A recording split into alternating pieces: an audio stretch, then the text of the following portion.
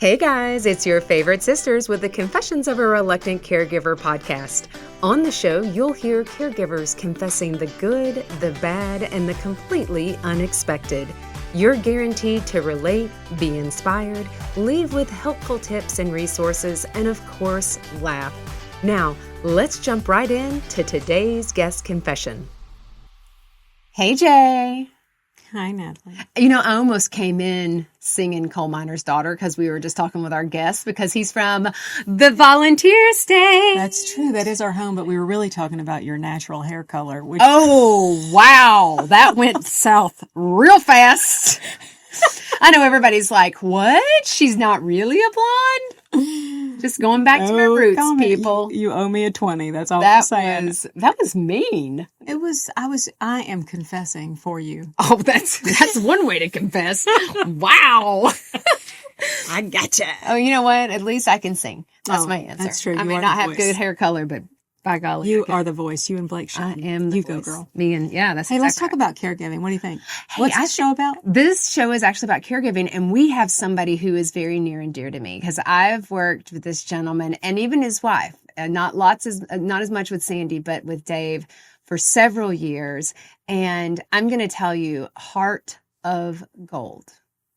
3 words, heart of gold. And he is just this fierce advocate, and him and his wife have just this. I love them because they're such good people. Are you going to say he's your BFF again, your best friend forever? You know what? I'm going to say that I just have a soft spot for Dave and Sandy because of their love for their daughter. Mm-hmm. And so, but I think we both know Dave's my bestie. Everybody's her best friend, Dave. I need a best friend. So if you could be my best friend, you know, Dave, great. It takes a circle. You got to have a wide group of people when you're in it. So you got to do it. Hey, let's hear about Dave. Well, first of all, we always say, it's a boy. It is a boy. It's a man caregiver. It's a man caregiver. We love to talk to male caregivers because they are underrepresented in the field. That's exactly right. And we like to bring them out into the light. So today we have Dave Krikac with us, and he is a man whose resume reads like an entire community's leadership directory. That's exactly right. I don't even know. This is like a bullet list for me. I love it. So he is husband, father, civic leader, church planner, product developer, marketer, consultant, and has been a law enforcement officer.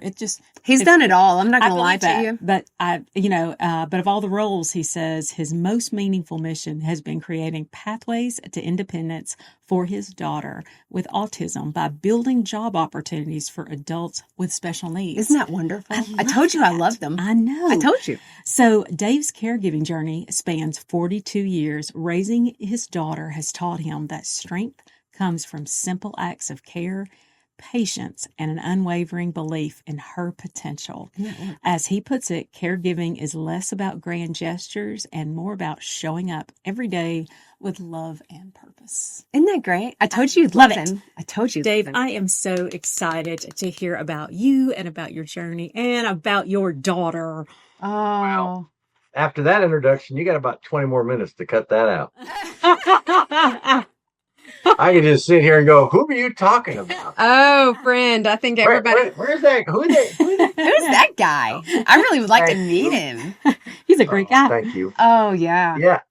I have a saying that you were just reminding me of it. It's suit up and show up. And that's what we have to do. And the suiting up is everybody's different when it comes to suiting up. You know, it's getting ready for your day. It's the mom and dad getting ready for when the kid wakes up or your young adult wakes up and what's going to come flying through the door at 7 a.m. and I got this I have to do today. Make sure you put that on your calendar, or whatever that might be. But then, and showing up emotionally. I mean, that's a big, big deal. Yeah. And if you were to say, summarize what caregivers are going through, they're overwhelmed. I mean, they're exhausted. They're spent. They're I flash back to that Boston University research paper that they had that, the cortisol level, the stress hormone in special needs parents equals that of combat soldiers. Yep. So knowing that, coming into that, we all are in this group that we all have each other. And if you don't have a posse, if you don't have us to get through Facebook groups, church, community, I mean, you're going to need to link arms with somebody because you can't do it alone. And we are blessed because I've got great friends that understand kind of where we're at. We meet, weekly. We talk about, what our hopes and dreams are. And one of our friends, Pat, comes and takes Sarah out to the grocery store, because she knew that we just need a break, and we can't get a direct support professional from the state because there's not, it's just the long list of things that we're waiting for, right? But, at the end of the day, we're parents, and we go from when our kids are small to now adulthood. And that transition, there's no rule book. There's no map. I wish there was. So we as parents have each other. Like you, I talk to parents at least once to twice a week. I just met the lady at church on Sunday, going through a divorce, has a son with Down syndrome, and he's 19. And she's like, "What do I do?" And I'm like, "Here's my cell phone number." Literally, we have to be here for each other because there's nothing, and if we don't have community, we're hosed. That's totally. And, I've got 46 years invested in Mrs. Krikac. She's not feeling well, otherwise she'd be here. But that's she's taken the brunt of all of this. And as a husband, I need to understand that when I wake up, that I need to serve her just like I serve my daughter Sarah, and their unique needs. And I'll tell you right now, it's the best thing I could do for her is send her on a cruise for 4 days by herself. Oh, friend, I got a cruise for you. We got a self-care cruise. You and I heard Sandy should come. I'm telling you. I'm going to back us up, Dave. I really want to start from the beginning, and I'd like to hear your all story. And so start from the beginning in the sense of, give me some background about where you're from, and then, just a little bit about your family. And, of course, when you met Sandy, because you've been married to Sandy for a minute, and then when really Care kind of came in. So kind of walk us through and bring us up to Care, and then we'll talk about what Sarah, especially because Sarah's now 42, right? Yep. And so big ones. that is a very, for parents who have, children who are that, and really we know that magic separation is the age of 21. 21 is kind of typically not 18 for your other folks, but that's when the IEP ends. And that's when service provision and really changes for an individual with differing abilities. So let's start with you though. Yeah. And that's when the advocating starts big time. To put a period on that. I met Mrs. Krikac, the lovely Mrs. Krikac, when she was 16 years old. So we were high school sweethearts. Oh my God. We went to Hawthorne High, where the Beach Boys went to school in Southern California. Oh, so you're from California? Yep. Okay. Born and raised, moved out here 30 years ago. So met her walking, actually in high school. She asked me to sign her yearbook, and long story, but I saw her on the beach that summer, and I was on the front of a bicycle. My friend was pedaling down the strand, and I saw her walking up from the strand, and I'm like, "There's that girl I signed her yearbook." And I said I was going to put my phone number in her yearbook, but I forgot. So she couldn't call me. So the bike goes in the sand. I do a header, and I got my fro, so I got sand in my hair, and I run up to her. "Hey, you want to go out sometime?" So I called her parents that night. I called her number, got her number. I think I wrote it on my hand.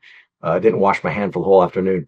Called her that night at 8:00, and she was sleeping on the couch. And her parents are like, "There's no way you're going out with that young man at 8:00 at night," And her sister was like, "I know the Krikac family. They're a good family." And she goes, "Well, okay." And so she went out. We saw the movie Lifeguard, and that was our first date. And then got married, and 3 years later had to wait for her to get out of high school. Had to take her to all those high school dances. I was 2 years older than she was. Oh. So had to take her to the backwards dance and the prom and the Christmas dance and all that. But so once she graduated, I would have married her that year, but had to get her out of high school. When you find the one, it's over with, right? Oh, I love that. I told you I love a love story. We're going to play this back for Sandy and be like, he was so, Sandy, you got to hear what he says. He was the one. And she had all those qualities of what I thought a mom would be like and what a wife would be like. And it's like, I'm done looking. And off and running. So anyway, 3 years later, we get married. Sarah was our firstborn. So a couple of years later, we had Sarah. And then about 2 years old, we kind of figured out she wasn't acting the same as the other kids were. And we kind of started to figure out she's a little bit different.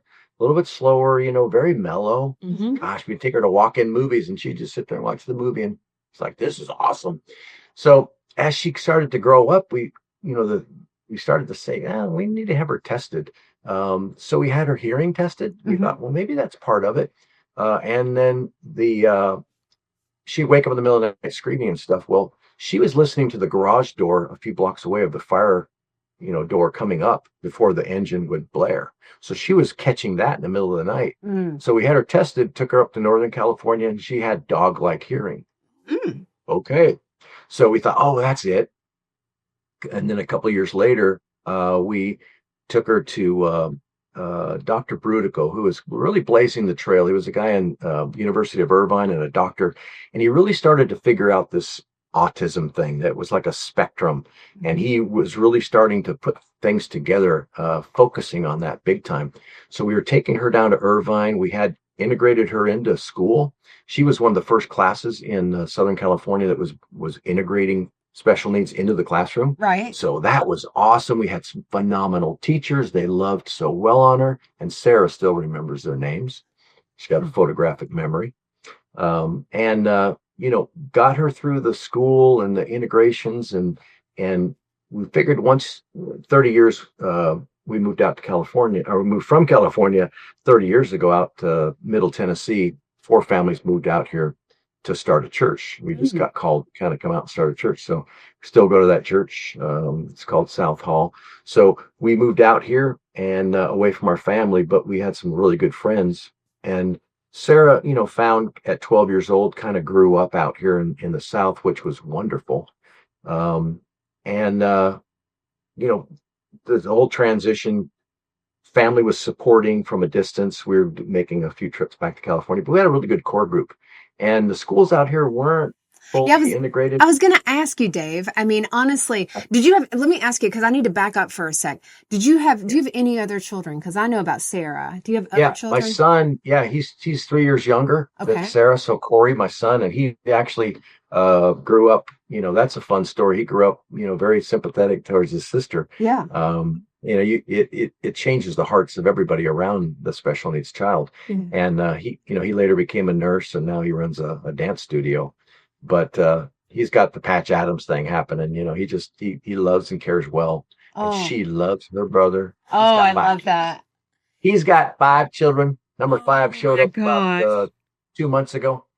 So he's knocking them out, and enough for everybody. Oh, well, that's what we say about our younger sister, Dave. She's doing it. She's taking one for the home team. Yeah. And so for JJ and I, but so let me ask you this, because you're in California, because we know there's some pretty big differences in school districts and things like that.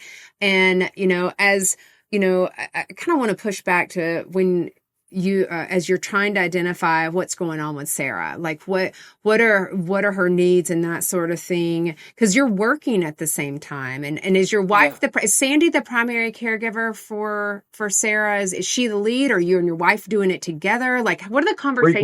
We do it all together. It's literally it takes 2 100%. I can't, when I was going to work full time, that was great. And she was working part-time, which is phenomenal. But when we moved from California out here, we were both on it 100%. Mm-hmm. And then when we moved out here, I got a job, and then she, it wasn't a good paying job. So she had to go to work. Mm-hmm. And so we had her in, morning and afternoon care. And the school system was not as good as California, obviously, in Middle Tennessee. And the services overall in the state are not real good when it comes to support for special needs. Mm-hmm. But we had great teachers in school. I mean, our school teachers were phenomenal. I mean, Jan Lincoln, when she had her in high school, but even middle school, I remember those teachers that had her, and they made up for it. The services weren't there, but they made up for it with their hearts. Wow. Did you include them as part of your team? Because I think with caregiving, it can be very isolating for couples, for parents. And, did you and Sandy, because I'm going to act like Sandy's here, because I'm like, Sandy would be and say like, yes. But did you and Sandy really have a broader team to help support Sarah? Did you feel like that was something that you needed? Yeah, I mean, we had the school administrators and teachers were great, Mm-hmm. and we, obviously had IEPs. I spent a lot of time at school interacting with the teachers. We both did because we wanted it to be a relationship. We're all partnering to get her through, Mm-hmm. and that was something I felt if I invested in, then it's not just this thing we're dropping on them; it's we're in this together. Mm-hmm. So we had a great relationship with every teacher she ever had, and we knew about how well the day went. We knew how well she was doing with support that she needed.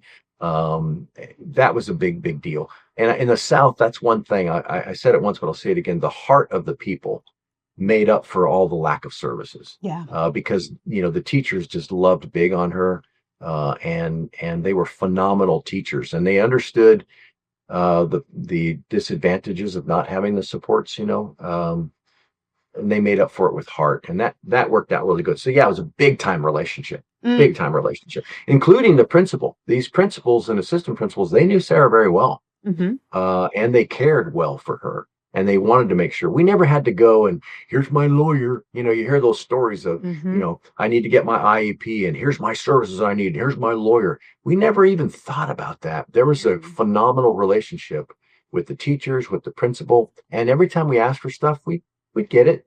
Yeah. It was good. And then when she got into high school, Miss Jan Lincoln, she was an advocate, man. She was fighting.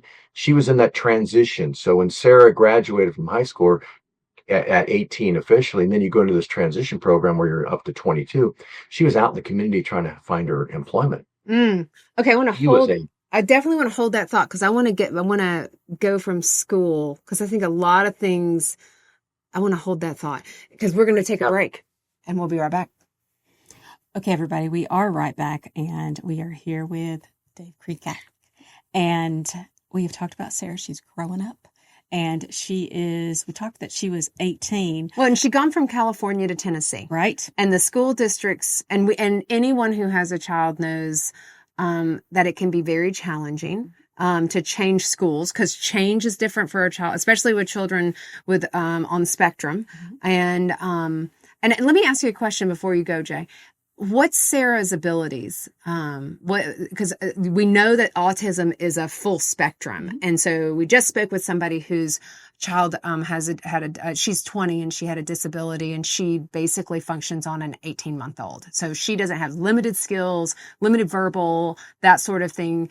Tell me a little bit about Sarah's abilities, and then I want Jay to go right into it. Yeah.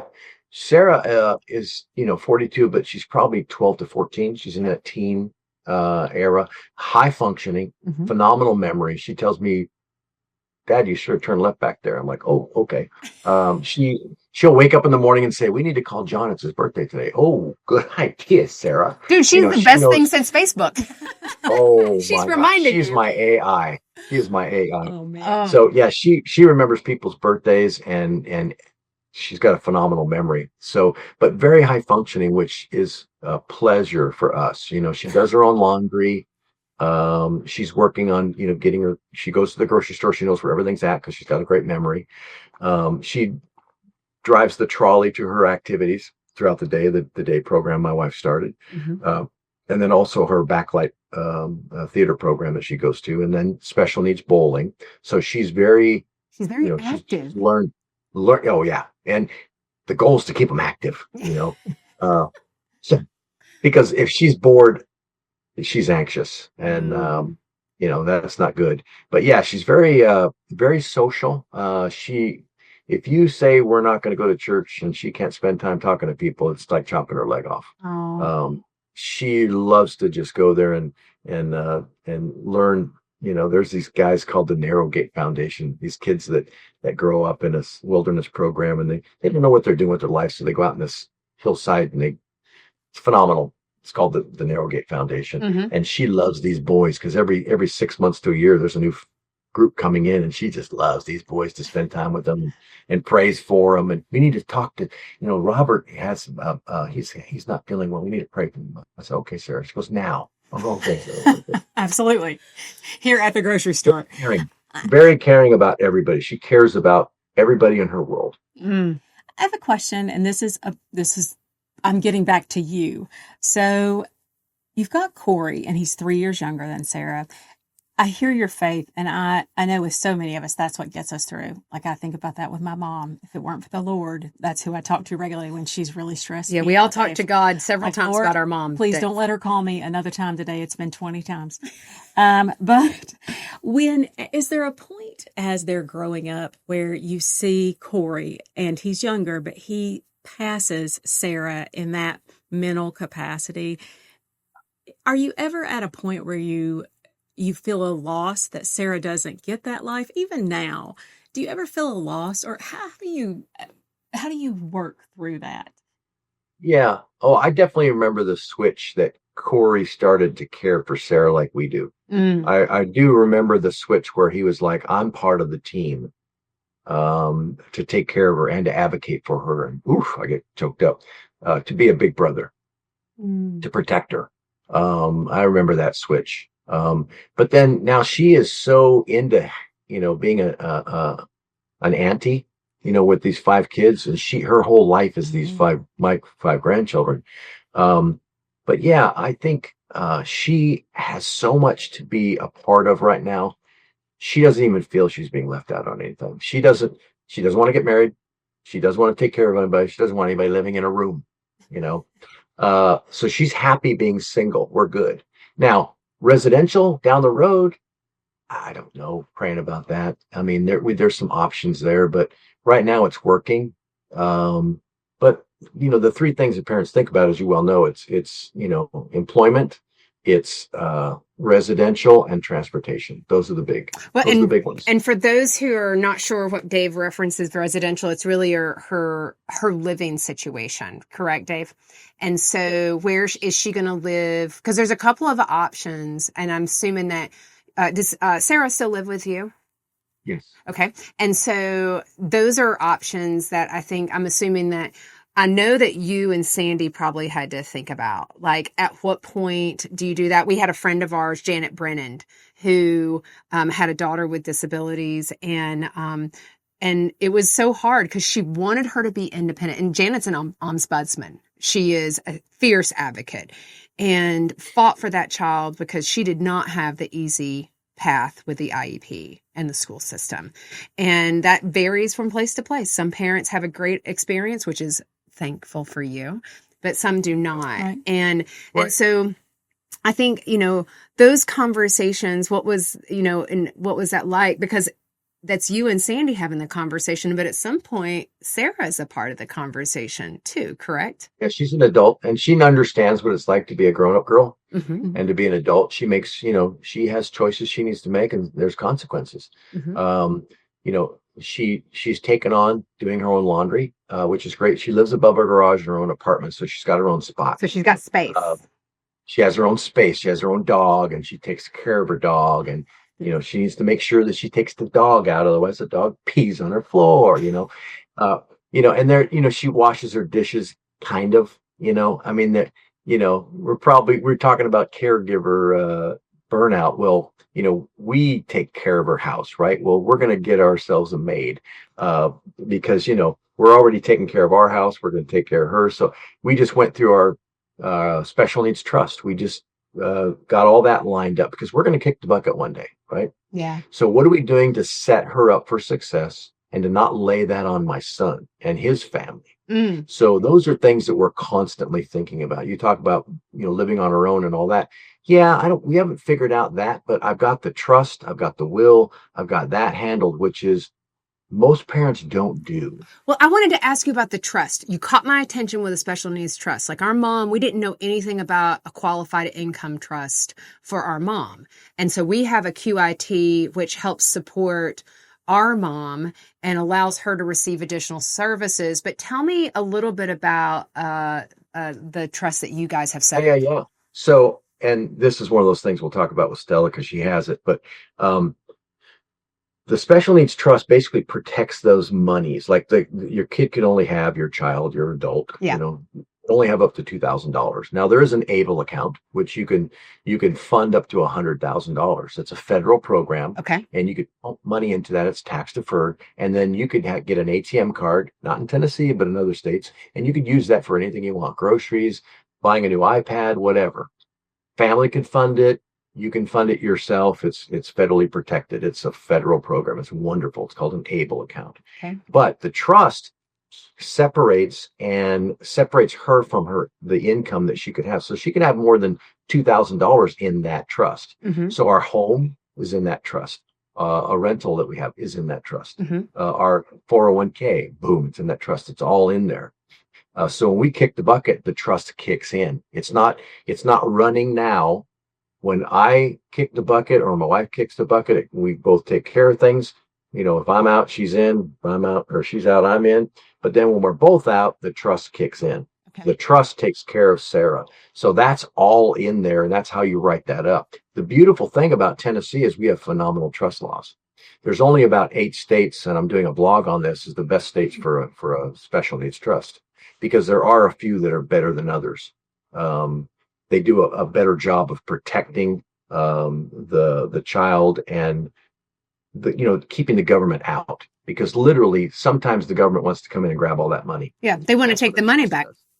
And here's a question though, is and this is also important because we're talking about the stuff that I think people are going to be like, I want to know about this, Natalie, because we want to hear about your story. But I think this is the financial piece of it that parents as caregivers have to understand. Mm-hmm. And so, is your daughter eligible for a waiver?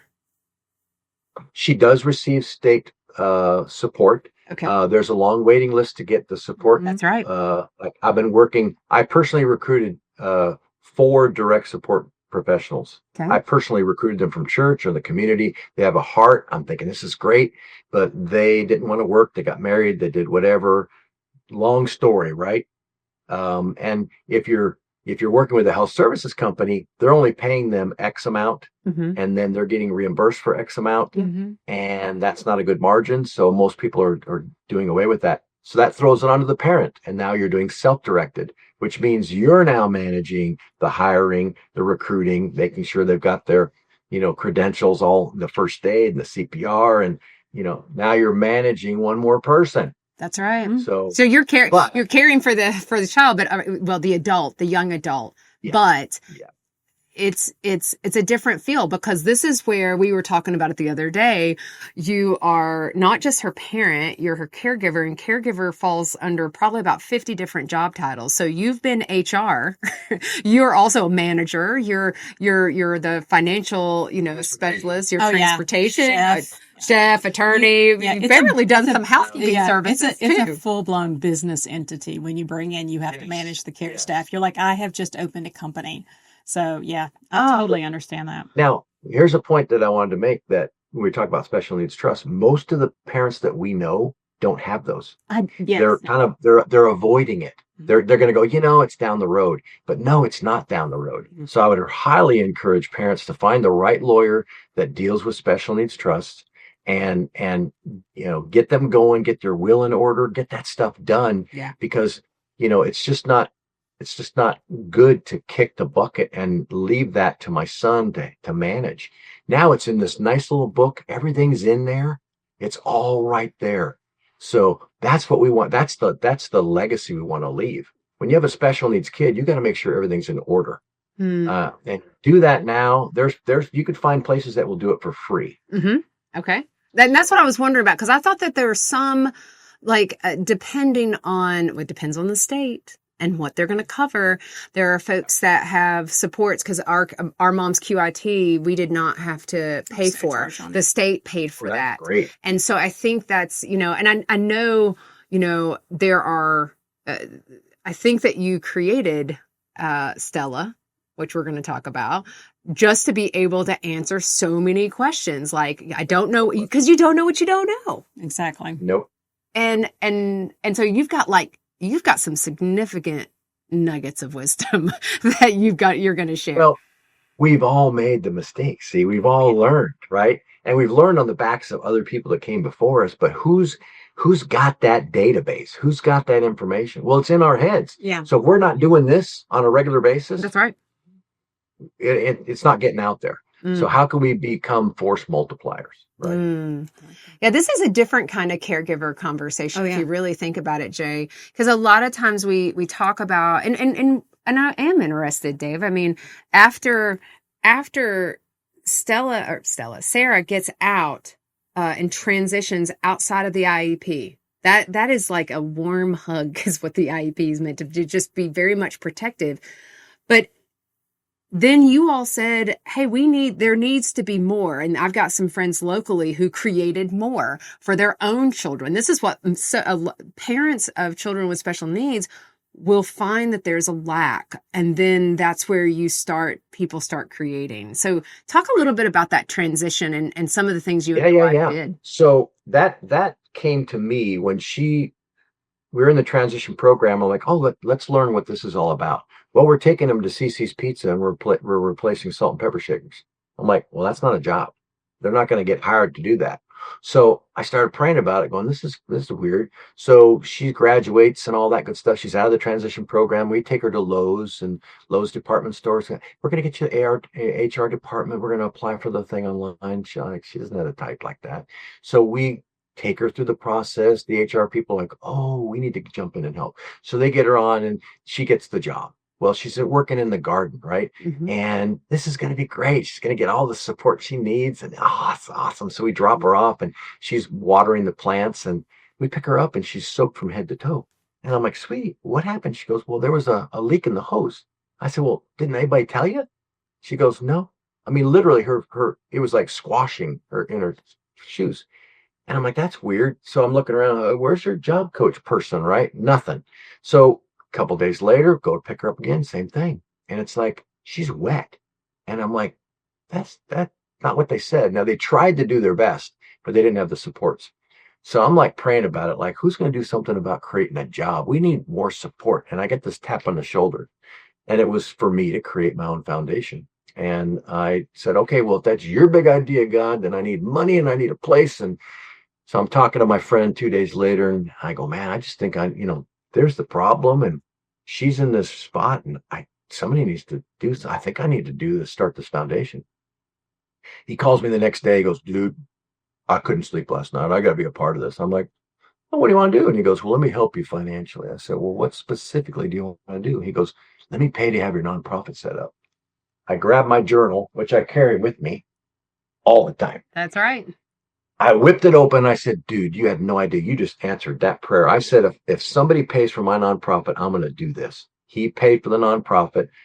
I started it. We started painting mailboxes in the Forest Crossing subdivision. And I hired my first kid because I knew it was a green light. So I'm painting mailboxes for a week or 2, 3 in the month in the summer. And I'm like, we're all painting mailboxes? Is that what we're going to do? Paint mailboxes? I love that you're looking up at the sky at God. Lord, am I supposed to paint mailboxes? And he's doing turkey calling. He's a hunter. And it's like, well, what he's doing. I'm like, he's turkey calling and we got $35 for every mailbox. And I had the placard that was engraved and we had 300 houses to do, but it was summer. And I'm thinking, we need something that's a little more protected. So prayed about it. And I contacted the ARC, the ARC, the local one. Yeah. And she was a sweet, sweet lady that was the director and she knew about our problems and all that. And they just did a phenomenal job. She goes, well, I could divert stuff if you want to start a thrift store. I could divert stuff to you. I said, thrift store? Yeah, because then we'll be indoors. I could hire a bunch of kids. And so I said, okay, I need a place. So I applied to Middle Tennessee Electric Operation Roundup, and they take everybody's bills, they round it up, they put the money in a pot, and they give it to people that applied for it. So luckily, my application came in at the last minute. They called me up and said, yeah, your application snuck in at the last minute. Can you tell me what you want to do? I said, well, I started this foundation. I want to create jobs for special needs kids, and I think a thrift store is perfect. They said, okay. And I said, I found this building because while I was kind of unemployed at the time, I found this building and I was working on the mayor's campaign and he happened to be a real estate guy. He goes, come check this building out. It's 3,500 square feet. It's empty. I'm looking through the building. I go, that's perfect. It was $3,500 a month. So I applied to Operation Roundup and they called me back and said, yeah, could you talk to us about your application? I said, sure. Can we meet over at the building? Because I want to show you what I'm thinking about. Sure. We go over to the building. We're looking through the front, empty building. They said, what do you want to do? I said, I'll start a thrift store. I said, okay, well, do you have any retail experience? I said, none whatsoever. They said, okay, well, I meet with this other girl named Joan, and the two of us partner on these grants. So can you meet with her when she gets there? I said, sure. So she meets with us a couple days later. All three of us are looking through the front. She said the same thing. Do you have any retail experience? I said, none whatsoever. She goes, what do you want to do here? I said, start a retail business called, thrift store. Thinking to call it our thrift store because, it's a community. It's all of us. She's like, interesting. So about 2 weeks later, Bill, the guy, calls me back. He says, it's not official yet, but we're going to give you the $5,000. Oh, hold that thought. I gotta take a break because right now, the Lord has just blessed you, and I'm like, now wait. I'm like, we're on the edge of our seat. Like I'm on the edge of my seat, but I gotta take a break because I'm going to get in trouble. Okay, we'll be right back. All right, everybody, we're back. We just got money. I know, we just got money. We're back here with Dave Krikac. We got the money. I know he got money, and okay, now what's next? Natalie and I were sitting on the end of our seat. I get the $5,000. I call the folks that own the shopping center and said, I'll take it. They said, okay, and here's my nonprofit, blah, blah, blah. And then I thought, there's an empty building, and it's thrashed, but it's empty. So I talked to my buddy at church, my pastor, and he goes, what are you up to? I said, well, funny you should ask. I'm going to start this thrift store. And he goes, really? He goes, well, what are you going to, I tell him all about it. He goes, you need to tell the church about that. I said, okay, I will. And he goes, this Sunday. I said, fine. So he goes, Dave, come on up, announcements, whatever. And I said, there's probably about 3,500 people coming to the church that time. Mm-hmm. And he goes, okay, did everybody hear the story? I said, yeah, I think I'm supposed to do this. It's all these things are coming together. And I think this is what I'm supposed to do. And he goes, okay, Dave, sit back down. And he goes, okay, everybody, any questions? Everybody's like, oh, that sounds good. And he goes, okay, Bible studies are canceled this month. Go help Dave. If you're going to meet, talk about whatever, don't meet, go help Dave. So all those people, 100 people at least, were coming through and painting and busting up stuff and moving it down. And 45 days later, we launched our thrift store. Isn't that beautiful? I had 4 special needs kids. I had the Tennessee Titans out there signing autographs for 2 hours. I had Sonic was giving away free food. I had ABC, NBC, Fox. It was like boom. And we made $5,000 the first day. That's a blessing. That is some work. I say this, Dave, because we don't have enough time to do the whole story because the reality is you've just done so much. And I met Dave because of where we worked together previously. And I just have to say, your heart to ensure that these young adults have opportunities that offer them normalcy, that fit within their abilities, and they can feel proud of that is just beautiful.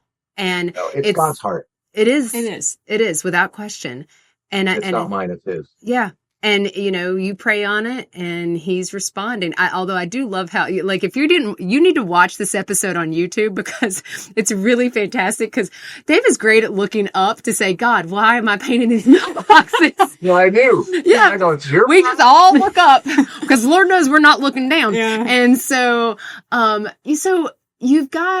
here's the thing. You've created, I want the backlight group. Let me tell you real quick. Yeah. We had 25 special needs kids, 50 employees, and we ran that store for 15 years. And we were voted the #1 thrift store in the state of Tennessee by Yelp and Yahoo. And the reason why is because the community came in, they funded it with free stuff. And we have since launched 5 thrift stores across the United States for free to help other parents do the exact same thing. And I want to put that commercial out there because if they call me, I will help them. Oh, and that's the thing about, and folks, this is why I wanted Dave to come on, because again, you can hear it in his heart and that he's sitting here saying, you're not alone and I want to help you. Because trust me, he will give out his phone number to anybody, as many people as I give out my phone number. And when I met someone on a plane who's been the Schlesel sisters, and they have a special needs, their brother, they had some questions about it and I couldn't answer them well. I knew the immediate person that I would speak to. And it's like Jessica Pate with We Are Brave Together. And I connected. I was like, oh my gosh, Dave, you've got to meet Jessica. But I tell Dave is my go-to. And that's why I think this is so important for us to say, hey, you're not alone. And that's your caregiving heart. you not only care for your daughter, but you care for everyone. And you do that through a heart to serve. And No. so We all have gifts and talents that we need to use, and they're not for us to keep. They're us to use and to serve. And if we're focused on helping everybody around us, man, that's it. I mean, that's what church is. That's what synagogue. We helped a synagogue start a thrift store in Charlotte, and they're Hasidic Jews. And it's like they've got their own little pod, and that's what they do. And they help special needs kids in their synagogue. And it's like, so everybody has their pod. What are we doing to support? And the best part is that this is an international podcast. And so I'm going to tell you, Dave just doesn't love Americans. Dave loves everybody. And so it's time for Saudi Arabia. I know, friend. I know. I'm like, you know what? I totally agree with that. I'm like, I've our friends in the UK. I'm telling you, if you don't have this Dave's your guy. Now, Jay, it's time for sister questions because I'm not remotely surprised that it's already time. I'm like, we need 15 hours with Dave. Well, we want to make sure that we put Dave so everybody knows. We will have all kinds of links in the show notes. Cell phone number. And his cell phone number, his address. I don't mind. But we're going to put it in the show notes because there's so many things that Dave is part of, foundations, things like that. We want to make sure that you know how to get a hold of Dave, but to find out about these things. Oh, these great things so that you can, especially whether it's because if you don't know someone who has a different ability or a disability, widen your friend group. Yeah, that's my answer. Widen your friend group because they're out there and how do you support? This is love thy neighbor at its basic, just at the core. And so it's time for sister questions. Yes, I'm ready. Okay. So Jay, I want you to start first because if you don't ask the one question, I'm going to ask another. I want to ask about it. So go ahead. I don't know. I mean, I might want your question, but I'm going to ask my question. Go ahead. I've got my question. So I love Sarah and the fact that she has that 12, 14-year-old. I'm like, Lord, if we had been teenagers for all those years, my dad would be like, oh my gosh, tell me about what you want for Sarah for the rest of her life, because you're planning. I hear that for you. What do you want? Just to be happy. I mean, she just got back from last week. She did the Tim Tebow prom, the night to shine. Yes. Love he night gets to to go to the prom every year. She has a high school prom every year. And it was the best in the world. It was literally down the street. So she loves that. I mean, she has a full life. And as long as her life is full and she's happy, that's it. I mean, the job thing, yeah, that's great. It's got to be the right job. Just like special needs kids, just like us, we have to use our gifts and talents for the right job. If not, it's just a job. If she's doing something she's passionate about, then it's fun. And the last job she had, she loved. She was packing and shipping chicken. And I'm like, Sarah, I got a job for you at the Nissan parts department because you could look at a wall and say, that's not supposed to be there. And you got this photographic memory. And she goes, no, I'm going to pack and ship chicken. But yeah, I got this. I'm going to pack and ship chicken. And the reason why, because she loved the person she was working with. They were supportive. They got her. And it didn't matter what she was doing. They got her. So the job thing, Walgreens does a good job. Publix does a good job. There are certain employers that really do a good job. But unless you find the right employer to support that adult, it's not worth it. I'd rather have her just be busy doing backlight productions and special needs bowling and, Special Olympics and all the fun stuff she does. So as long as she's happy, I can care less about everything else. Happy and healthy. Happy and healthy. Well, and I will say this. I mean, Dave named off a couple of places. And Dave, I'm going to get you to give me the contact information for Backlight Productions. They're an amazing organization that is acting. It allows for these young people to have an opportunity to do plays and things like that. And they engage them in all kinds of different things. And so Backlight Productions is on Facebook. Follow them if you can. But I will say this, there is something new that you started. And this is one of the reasons I wanted to make sure everybody heard this, because we talk about caregivers and caregiver burnout, and you have a lot of support, but I'm sure there are times that you and Sandy have felt a little pulled. And, but typically it comes around not knowing where to find resources, because when you find time, then you can make time for yourself. And so tell me about Stella. Yeah. So Stella is named after my yaya, a Greek grandmother. Didn't speak a lick of English. And when she first met my wife, by the way, she grabbed her arm. She goes, "Good, strong girlie, make many babies." Okay. I love that you're Greek. That was it. Yeah, 100%. So yeah. But Stella is really, she's a force multiplier. I'm a technology guy. I've been involved in, worked in the Department of Defense, one of my many, many career things. I worked on the B-2 bomber from inception through production. Ooh, I've got I got a technology thing. I love technology. So I've been investing in AI for years now. And I thought, you know what? I know what I do. I answer questions on a regular basis, just like you do in the community. People are asking you all about resources and how to connect with this and what state funding and federal funding and who hires and where can I find a free wheelchair and what dentists to work with or doctors or therapists or, whatever. So I do that on a regular basis. So I thought, well, let's take the best technology because our kids deserve the very best and so do the parents and marry it with, the answers, the data. So I created Stella, the special needs concierge. It's under the website askstellanow.org. mm-hmm. And she is an AI powered 24/7 special needs concierge. You can go to Stella, and she's created, by the way, with a persona, a personality that's empathetic. She knows that, and I told her this, so she knows this, it's in her brain, that you need to deal with kid gloves when you talk to these parents, because they are overwhelmed, they're exhausted, they're spent. And when I read things, I read the log sometimes to find out what people are asking.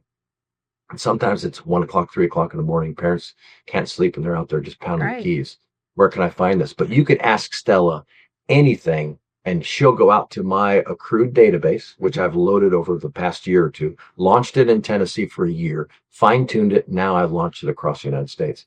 Right. You could say, where can I find a free wheelchair? And she'll say, Cerebral Palsy Foundation, Nashville, Tennessee. Where can I find a dentist that works with kids with autism? Dr. McNutt, Nashville, Tennessee. Where can I find, a therapist, a behavioral therapist in Memphis? It'll point you to them. Braxy, I might find that one. So it's the best technology, but just what you're getting. You're not going to get, 15 lines that you got to sort through. It's just what you ask for. You could also ask, give me a behavioral therapist and give me the results based on their Google reviews. Ooh. She'll show you that.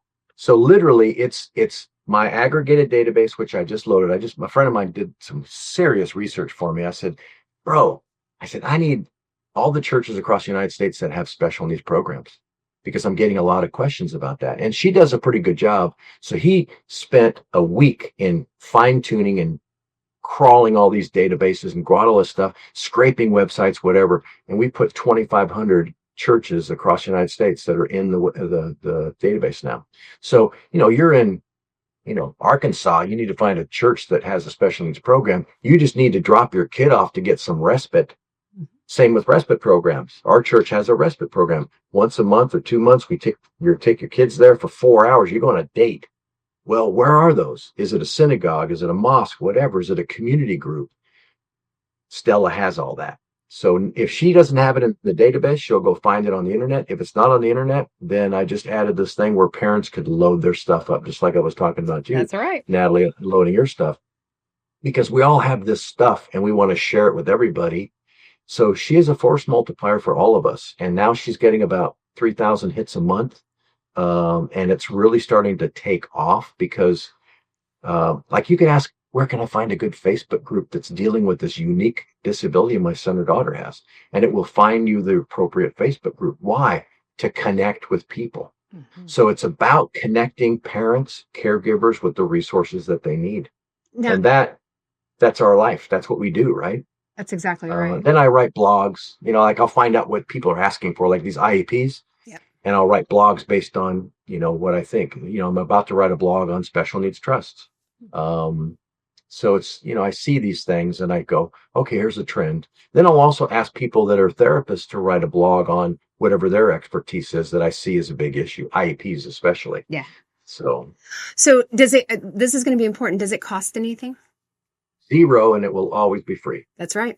And so, and I know for our international folks who may be like, hey, we'd love to start doing that. I know at some point you'll probably cross over, because the beautiful part of the internet, and the same way with our podcast, is that we have no boundaries. And so I'm assuming as you guys continue to mature and add more information, you'll continue to be able to go and support. So I think you should, I mean, I'm a huge proponent. I've talked to Dave. We're actually uploading all of our podcasts into Ask Stella, so that is a resource, because podcasts are a resource. Our friend Jessica Pate with We Are Brave Together, they're for parents of children with special needs, and it's all diagnosis and all kinds of things. They're another great resource. And so I'd love to promote that. And so absolutely, look on the website. No kidding. So Dave, thank you so much for being with us today. I mean, I hate that our time's over, but I'm going to tell you, Dave is willing to be everyone's besties, Jay.